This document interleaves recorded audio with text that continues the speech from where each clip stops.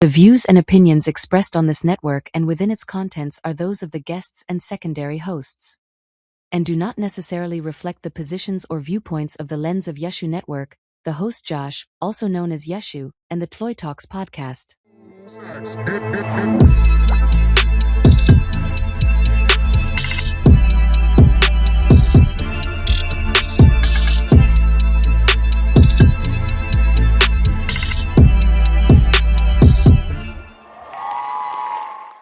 All right, hello everyone. This is Josh, also known as Yashu. You're just tuning into another edition of the TLOY Talks podcast. You can get this on all platforms: Spotify, Apple Podcasts, YouTube, Buzzsprout, much more, and even on Patreon as well too. And we're just gonna jump ship right now. So we have a rising R&B pop artist from Seattle, has opened up for the likes of Macy Gray and much more too. Has released like a variety of singles such as One in a Million, Fever, That Kind of Love, Right There, Floating on Air, You Got Me, Being and Becoming, and State of Ophelia, and is set to drop her upcoming EP in the summer. So we have Lexi Nguyen on the podcast. How are you doing today? Pretty good. Thanks for having me, Josh. I'm excited. Sure. Yeah.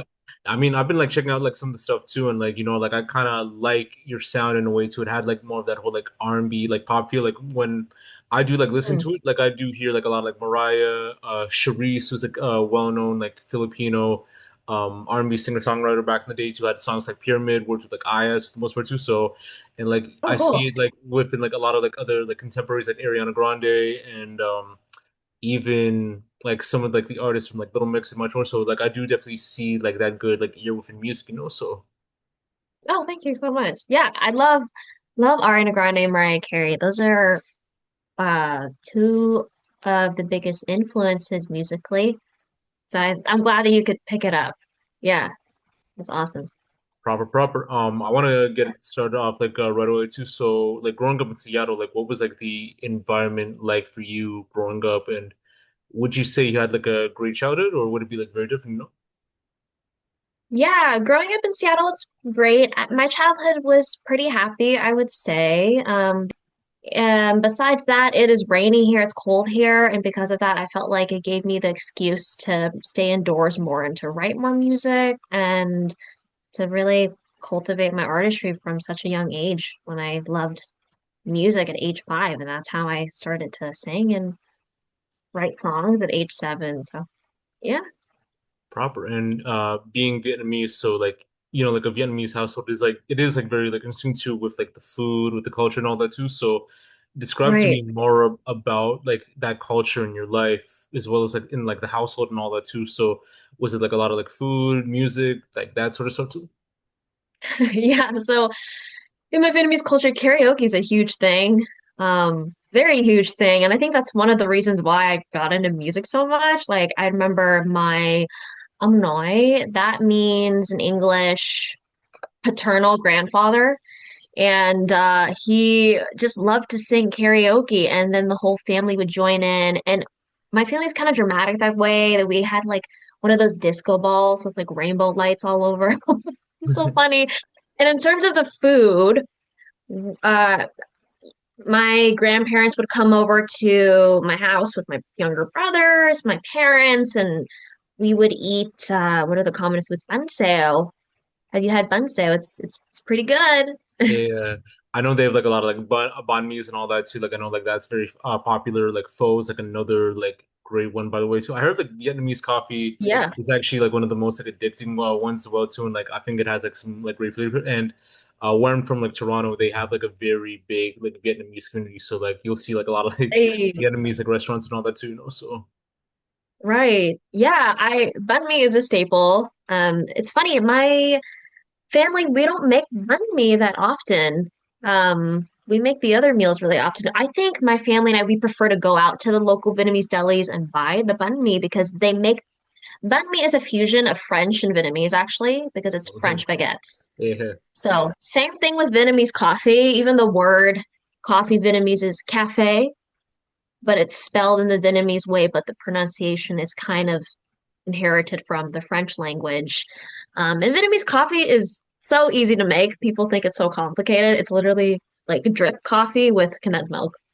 All right, proper. Yeah. Should Yeah. definitely go to like a lot of like Viet spots more and all that too, so I'll keep that in mind. Being in Seattle too, like Seattle has like an amazing like music history too. Like it founded like the whole scene of like grunge and all that too with Nirvana, Stone Temple Pilots and all that too. Smashing Pumpkins and like like even like bands like Audio Slave and all that too. And then it led to like other Yeah. scenes like the hip hop scene with like Macklemore and like Ryan Lewis, Lil Mosey, Sir Mix-a-Lot and even like other artists like Travis Thompson, much more too. So to speak more about like the whole like music scene in Seattle, like what makes it such like a place of unity and progression, like when it comes to like the music and the arts and all that. No. Yeah, it's funny because Seattle was predominantly known as the grunge and rock city. It still is. There's so many local artists and bands that are of those genres, but it's starting to diversify. Like what you said about hip hop with Macklemore, Ryan Lewis. I even have one of my friends. He went over to Macklemore's house and made Christmas cookies with his family. So it's just crazy like that. And this community here is really supportive in a reciprocal way. So if I go to somebody's show, they'll be like, "Oh, let me go to your show. Let me go to your show." Or if you repost somebody's song, somebody's going to repost it back. So it's very reciprocal and supportive. And I feel like because I'm a pop artist in a sea of more grunge, rock, hip hop, sorry, the English, they're starting to have more pop emerge a lot more locally in Seattle, which is such a cool thing to see. And we've kind of built our own community and networked around that. And there's a lot of R&B here in Seattle too. So, which is really cool to see. And some country, jazz, folk, Latin music too, but I don't correct. Man, somebody from Seattle watches this podcast. Please correct me if I'm wrong, but I haven't seen much of those genres. But we're starting to become more vibrant and diverse when it comes to different musical styles, even the intersectionality of blending different genres, which I kind of do because pop is pretty much that. So, yeah. Yeah, proper. Like I know like you talked about like within like that first introduction to music, like it was like more so like karaoke and all that too. So was it like also like a continuation like karaoke and like just like listening like in the radio and in the car and all that? And were there like any like artists or sounds that you kind of like listened to like throughout your life, like when you first started to like recognize like music like in a way and all that? Yeah, I mean, I have to credit Mariah Carey because when her song We Belong Together came out, I was just hooked. I was 5 years old at the time when it came out, but I really could feel the emotions of the song, and it made me just want to sing alone in my room. And I was really shy as a kid, so music was that outlet for me to express myself, even though I was too shy to do it in front of people. I was even too shy to sing in front of my parents. I didn't even sing in front of them until I was probably 12. All right. So yeah, it's that's pretty much where I'm coming from. And then also my grandpa also used to play a bit of the keys. So I kind of picked up on that over the years, not like Alicia Keys or anything, but it really helps me when I'm composing melodies, when I'm writing music. All right, proper. And like aside from like your grandfather, did you ever have like any other family that like kind of like got into music? Like I don't know if you had like a strong like musical background and history with family like being involved like in music, like aside from like your grandfather and all that. No, I would say he's the only one. I mean, my the rest of my family members, they love to do karaoke, but it's not in a way that's like in a serious music passion way. Yeah.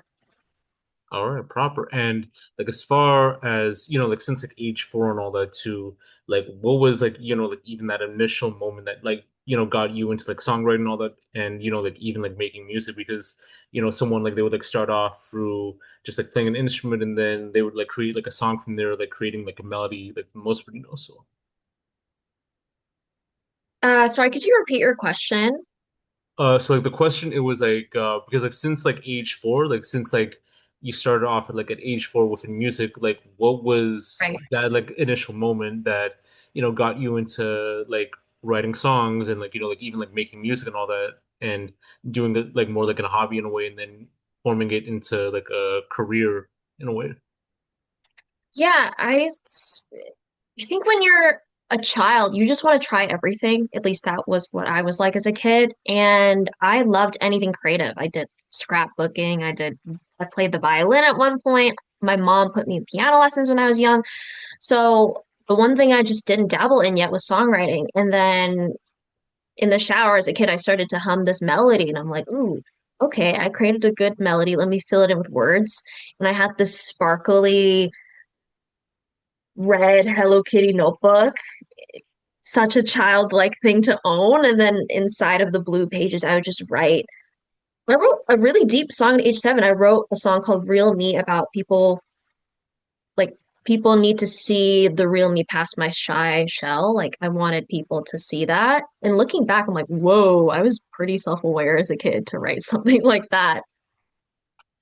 Yeah, I know what you mean too. No, it's interesting, and I guess like it led on to like the inspiration on like even like becoming like a singer-songwriter and like an artist Yeah. and all that, and even like taking like that craft seriously too. Like, was it like within like those moments, or was it something that happened like afterwards, like in life and all that? No.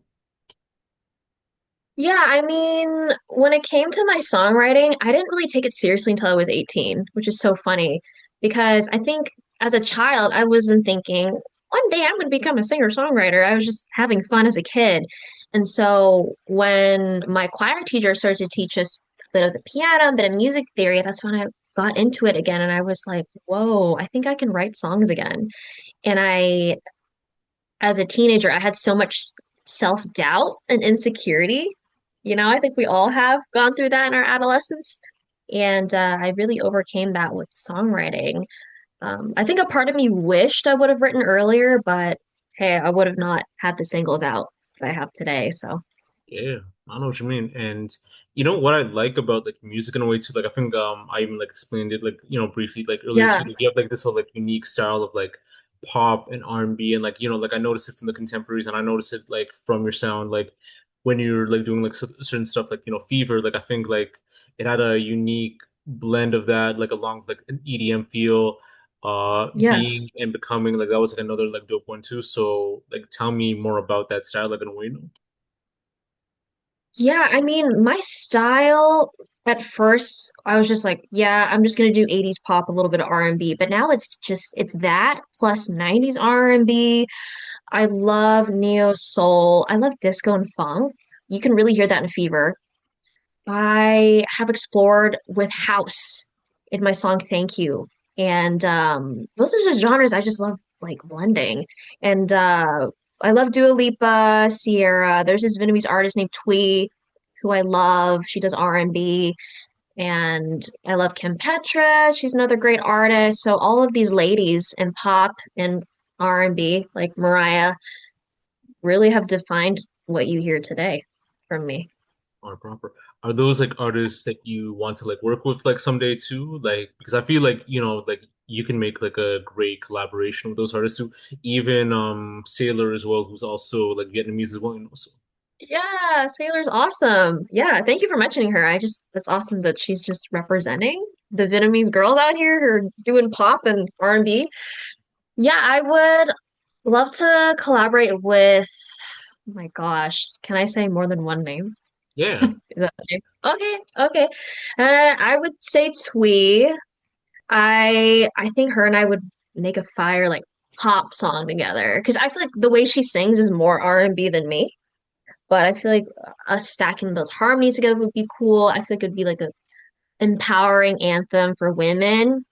Or I would love to collaborate with Pharrell Williams as a producer for him to produce some of my songs. I think his way of producing artists' music is so innovative. Like if you've listened to Ariana Grande's album Sweetener, so unique. He uses like the weird, authentic sounds you don't hear in a conventional pop song, and he just makes it work.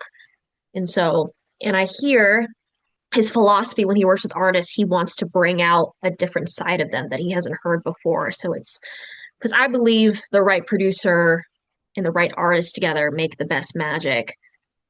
Yeah.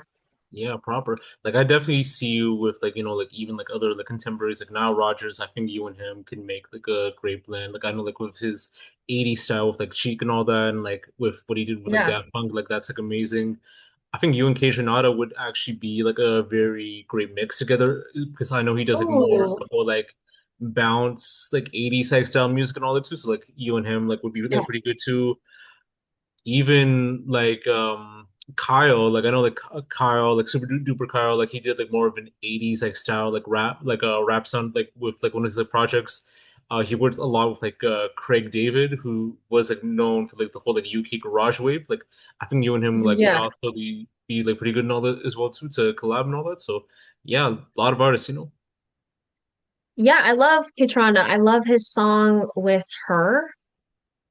All right. Yeah, that's a good song. Yeah, and I don't know Kyle. I don't know the other names you listed, but I'm gonna have to check them out. They sound cool. Yeah, yeah, proper. As far as like the creative process, like when making music, like what's that like, and what would like a day in like making or recording music be like? Yeah, I try to write a song almost every day. Sometimes life gets in the way and I don't have time, but I do. And if I really like the song, I'll go into my studio in my house and I'll record a vocal demo. And then I'll hit up my producer and I'll be like, hey, I would love to transform this into a song. So I make a playlist of what I want. For example, like when we did my song One in a Million, I already had the vocal demo, sent it to him, and then I said, ooh, I want this to sound like a mix of George Michael, Mariah Carey, Michael Jackson, Spice Girls, a lot of artists. And then throw in a little bit of Vietnamese pop. And so there's actually a Vietnamese instrument in there, which is super cool. And so my producer was like, sure. And so we worked on the production together. I actually have a co-production credit on that song as well because I love to be really involved into the instruments of my songs. And then somebody else mixes and master it, or my producer does, and then it's out in the universe. All right, proper. And like for like even like all these like songs that we mentioned, like I know that you have like an upcoming EP which will be like released like in the summer and all that. So are Right. all of these tracks like gonna be like on the EP or like some of them? And like what can like like fans and like listeners like, expect to know? Yeah, One in a Million. And my second single, Thank You, featuring my friend Simo, is actually from my upcoming EP. So that's already a hint of almost half of the EP. And what listeners can expect from my EP, I it's really about my inner child. I actually revealed the title of my EP on my Instagram. It's called Empowered by CC. And CC is actually my childhood nickname. It's spelled Xixi, so that's half of my name, Lexi. And my family would ask me, Lexi, say your name. And I didn't know how to say my name. So I'd say CC. And now my whole family calls me that nickname. And all of the songs off of my EP, it's influenced by music that I grew up listening to, aka what CC listened to. And I feel like the concept of being in touch with your inner child really gives you a lot of inner strength as a person. And my title, Empowered by CC, it's because all of these songs are different life situations that I've been through where I had to rise from the ashes like a phoenix, transform, alchemize, and grow. And my inner child was guiding me through all of these different life situations. Like One in a Million was about my experiences with just toxic men and dating. And so I said, hey, I'm going to walk away from that. Worth One in a Million.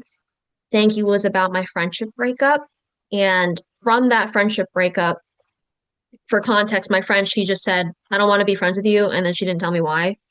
So that confusion and that pain was just insane. And from that, I grew, became a better person, attracted better friends, and it features my friend Simo, who has an amazing rap part. So All right, proper. And like I want to talk yeah, about like state of like affiliate like in a way too. Like was that like more like a yeah. cover? Because I know like Taylor had like that same song too. So like I'm guessing like that might have been like a cover as well. It's so funny. I released State of Ophelia actually 5 years ago. Oh, true. So yeah, that song is so different in my opinion from all the songs that I released. It's darker. At the time I was listening to more darker tone music like The Weeknd. So you can kind of hear that in there, and it's about overthinking to the point of just exhaustion. And Ophelia is a character from Shakespeare, and she actually dies by committing suicide by drowning herself in a brook. And because she felt pressure from her father to not, I think, marry Hamlet or something or whatever. So I thought, oh, I feel like I'm in her state of mind of overthinking and drowning myself in my own thoughts. Oh, proper. And Yeah. like aside from like the EP and all that too, like are you more inclined to like dropping like an album soon with even like the rest of the singles that you've had, or would it be something that you would take upon like the process like later on like in life and all that? I think later on in life, I would definitely do an album. I'm already writing music for my next EP. It may be a mini album, maybe an album. I don't know, but with when it comes to creativity, I just love going with the flow. So we'll see. Yeah. All right, proper. Do you ever feel like singles have like more of a long-lasting impact than albums too? Because I know like albums have like more of a legendary feel, but like singles, like when you have like Right. one song, like it'll hit like different like forever and like it'll be like on repeat, so I think both can be true at the same time. I mean, for me, I still have a lot left to go in my music career because I've done the singles for the past 5 years. But I think moving forward, I want to try to balance both. Like if it's a single, it can be a collaboration, like with my friend DJ Ruthful when we did my song right there. That's really his beat that he produced. I wasn't involved in the production. I just hopped on with my songwriting vocals. So things like that. It's like when Dua Lipa did One Kiss with Calvin Harris, like that's yeah. literally a single. So yeah. Proper. And you know what I've noticed about you, you've performed like pretty much like all over for the most part too. Like you've done shows in Tacoma. You also did like a lot of shows in like Seattle, and like you've actually opened up for like Macy Gray, and I've seen like the video too, which was like Yeah. very like unique in a way too. So tell me more about that progression in your live performances, and how was that experience like, like diverging in that aspect of like music, like in a way. Yeah, I mean, I started off with open mic nights at my high school and at my college for years, and I loved it. Even it was, I did it for free, right? I did it for the experience, but I used to sing really stiff and I would just stay in one spot. And obviously, that's not going to convey the emotion of the song correctly. So my last year of college, I finally I did more hand movements, I did more facial expression, and I got more positive response from the audience. Like I've always had a good singing voice, but then I felt like it grew more because I could emote with my body and my face. All And right. then, yeah, and then I started to build up my repertoire performance-wise by having my own band, as you saw when I opened up for Macy Gray. And having my own band has been fun, and we've navigated just interesting creative hurdles and obstacles together. And when I opened up for Macy Gray, that was so surreal. We took a 3 hour road trip to Spokane and we picked up my drummer, Abby, and my guitarist, Connor, with my dad. A sound check was an hour. That's like really rare for an opener to get. Usually openers are like, oh, you only get a 10-minute sound check and you have to go. But the guy was like, you can run through your whole set. We did that. And then I met Macy Gray's manager, and he's like, hey, I can get you in the VIP meet and greet like after the show. And then my drummer's like, oop, I gotta go home. I got work. So I'm like, okay. So I couldn't meet her. Opened up for her anyways. The crowd was the best crowd I performed in front of, in my opinion. Half the crowd was drunk and just wild. They're like, and I remember there was this one little girl in the crowd. She's like, I love you, Lexi. And it's crazy that she said that because I'm like, oh, we just met. But, I remember being that little girl and admiring pop artists like me do the thing. And then uh, we left the venue, but then my dad's like, wait, you got to change out your performance clothes. Go back to the dressing room. TV monitors on. My dad's like, oh my gosh, Macy Grace backstage. Go meet her. Go meet her right now. And I was like, okay. My drummer Abith with me, and I see through the crack of the door a tall lady. Basically, it's very tall. She turns around, and I'm like, "Hi, I'm Lexi Nguyen. I opened up for you." And she has this very gravelly tone to her voice, and she's like, "Oh, thank you, sweetheart. You sounded great." And we just had a short conversation that I won't reveal. It was very nice, and we took a photo together, and it was just unreal because I remember seeing her when she performed in the Spider-Man movie, the first one with Tobey Maguire. Oh, So I was like, yo, this is so cool. And I was just so starstruck. Yeah, yeah.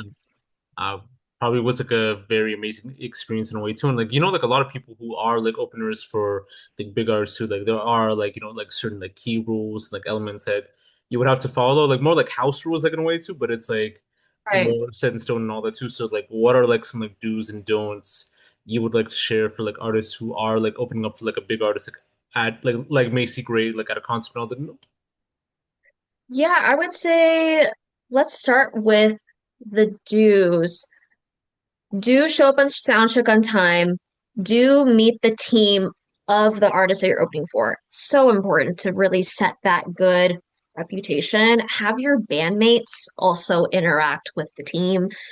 I always say that whoever is a part of your team reflects you, right? Even though they're not interacting with you one on one. So my bandmates, they're cool guys, they're always nice. So another do would have to be also give the artist that you're opening for space.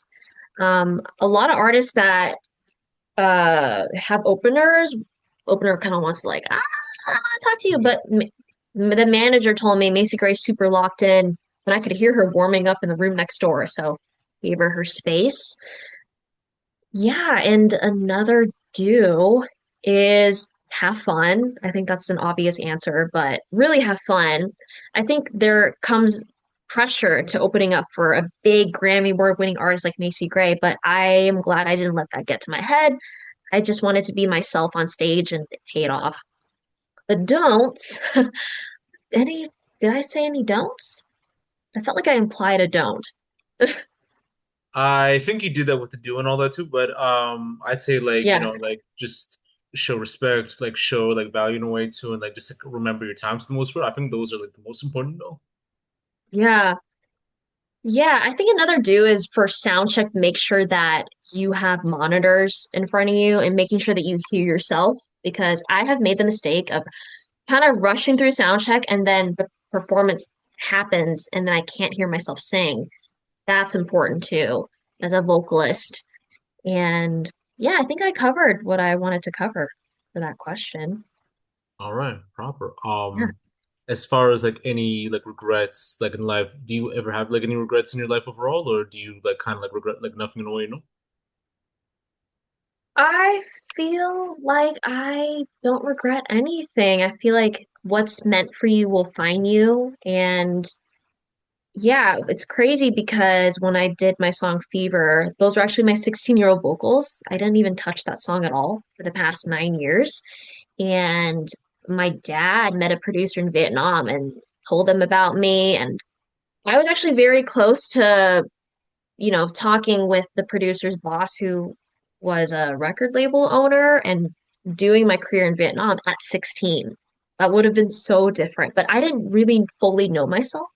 When I was in that studio for the first time, I was really nervous and I wasn't as outspoken back then. So whenever Ben was like, he was my producer for Fever, whenever he asked me, okay, Lexi, does this sound good? And I'm like, I sure, I think so. And um Fever, I wasn't really involved in the production too much, but I did make a playlist for him of what Fever can sound like. And even the songwriting, I contributed like half, but I wasn't as confident as I am now as a person. So I'm actually really happy that I didn't start my career in Vietnam. It would have been so different. And I would have made different friends because I have a really special music community here.